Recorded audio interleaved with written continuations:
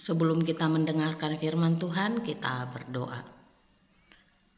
Kasih karunia menyertai kamu dan damai sejahtera yang dari Allah Bapa dan dari Yesus Kristus Tuhan kita. Amin.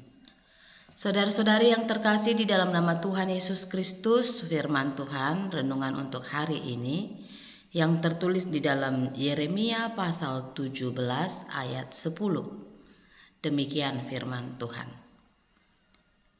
Aku Tuhan yang menyelidiki hati, yang menguji batin, untuk memberi balasan kepada setiap orang setimpal dengan tingkah langkahnya, setimpal dengan hasil perbuatannya. Demikian firman Tuhan. Saudara-saudari yang terkasih di dalam nama Tuhan Yesus Kristus, ada sebuah pepatah yang mengatakan, dalamnya laut dapat diukur, dalamnya hati siapa yang tahu. Menggambarkan beberapa karakter orang-orang, bahwa sangat sulit untuk kita menduga apa yang ada pada hati seseorang. Karena bisa saja ada orang yang di luar tampak keras, tetapi hatinya lembut. Sebaliknya, ada yang di luar tampil lembut, namun sebenarnya hatinya membatu, dikuasai dan dibutakan oleh dosa. Ada orang yang tampak lembut, tetapi sesungguhnya keras. Memang hati dapat dilihat dari tindakan dan cara berpikir. Tetapi sering sekali kita bisa menyembunyikan apa yang ada dalam hati kita dengan memoles tindakan dan perkataan kita.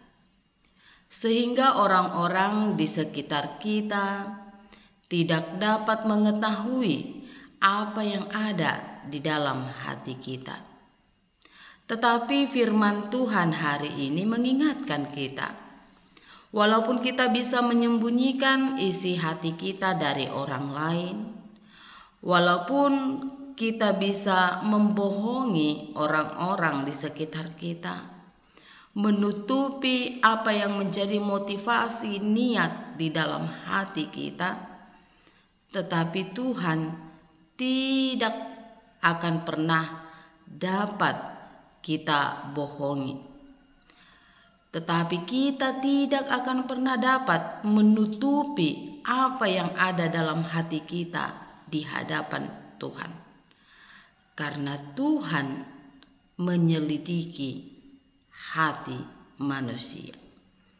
Sebagaimana yang Tuhan lakukan menyelidiki hati umatnya Israel. Allah tahu bahwa di hati umatnya tidak pernah merespon firman Tuhan. Walaupun mereka melakukan berbagai ibadah, walaupun mereka ikut di dalam peribadahan, tetapi hati mereka tidak pernah menerima ataupun merespon firman Tuhan. Mereka lebih mengandalkan manusia daripada Tuhan. Walaupun mereka hidup beribadah, tetapi sebenarnya mereka lebih mengandalkan kekuatan-kekuatan manusia daripada Allah di dalam kehidupan mereka. Tuhan juga mengetahui bahwa hati umatnya Israel sangat bobrok dan korup. Bahkan umatnya mengolok-olok Nabi Yeremia dan juga firman Tuhan yang disampaikan. Oleh karena itu, karena Allah dapat menyelidiki hati, Allah dapat melihat apa yang sebenarnya manusia itu pikirkan, manusia itu rancangkan di dalam hatinya, maka Allah dapat memberikan balasan, hukuman yang sesuai dengan apa yang manusia itu perbuat. Itulah yang diterima oleh umatnya Israel. Karena hati mereka sudah menjauh dari Tuhan, karena hidup mereka sudah menjauh dari Allah, maka mereka harus mengalami pembuangan terhadap bangsa-bangsa yang lebih besar.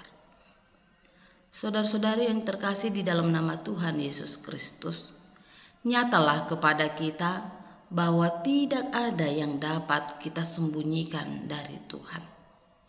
Tidak ada yang dapat kita tutup-tutupi dari Tuhan. Hati kita ibarat ikan dalam akuarium kaca yang dapat dilihat Tuhan dengan sangat jelas.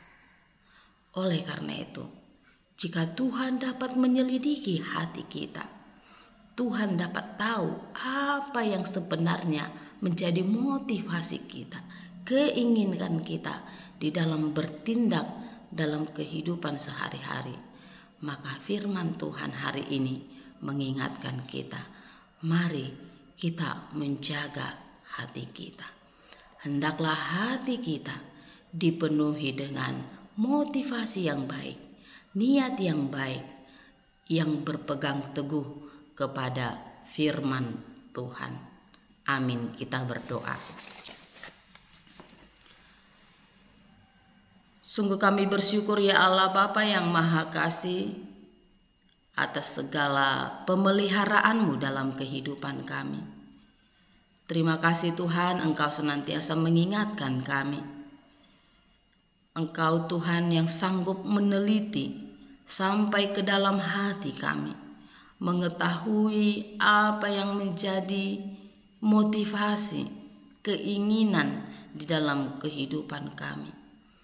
Karena itu ajari kami Tuhan, agar setiap motivasi, keinginan, niat di dalam hati kami boleh seturut dengan kehendak Tuhan melalui firman yang senantiasa Tuhan beritakan, Tuhan taburkan di dalam kehidupan kami. Ajari kami juga Tuhan, agar kami dikuatkan melalui Roh Kudus, menjaga hati kami, sehingga melalui hati kami terpancarlah semua kebaikan di dalam setiap gerak kehidupan perkataan kami. Terpujilah Engkau Tuhan, di dalam nama Yesus Kristus kami berdoa dan mengucap syukur. Amin. Selamat beraktivitas saudara-saudari, Tuhan Yesus memberkati. Horas.